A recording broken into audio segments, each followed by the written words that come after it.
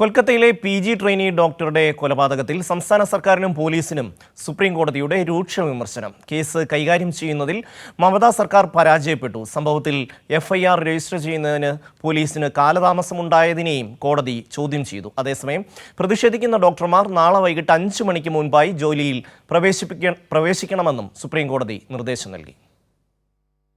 RG കർ medical കോളേജിലെ ഡോക്ടറുടെ കൊലപാതകത്തിൽ മമതാ സർക്കാരിനെതിരെ വ്യാപക പ്രതിഷേധം ഉയർന്നതിനിടെയാണ് സുപ്രീം കോടതി കേസ് പരിഗണിച്ചത്. കേസിൽ മമതയ്ക്കും പോലീസിനും വീഴ്ചയുണ്ടായെന്ന് ചൂണ്ടിക്കാട്ടിയ കോടതി സർക്കാരിനെ രൂക്ഷമായി വിമർശിച്ചു. സംഭവത്തിൽ FIR രജിസ്റ്റർ ചെയ്യുന്നതിൽ പോലീസിന് കാലതാമസമുണ്ടായതെന്തെന്ന് ചോദിച്ച കോടതി പോസ്റ്റ്മോർട്ടം റിപ്പോർട്ടിനൊപ്പം നിർബന്ധമായും ഉണ്ടാകേണ്ട ചെല്ലാൻ ലഭ്യമാകാത്തതിനെയും വിമർശിച്ചു. ചെല്ലാനില്ലാത്തത് എന്തുകൊണ്ടാണെന്നും കാണാതെ പോയതാണെങ്കിൽ നാളെ തന്നെ വിശദീകരണം നൽകണമെന്നും കോടതി പറഞ്ഞു.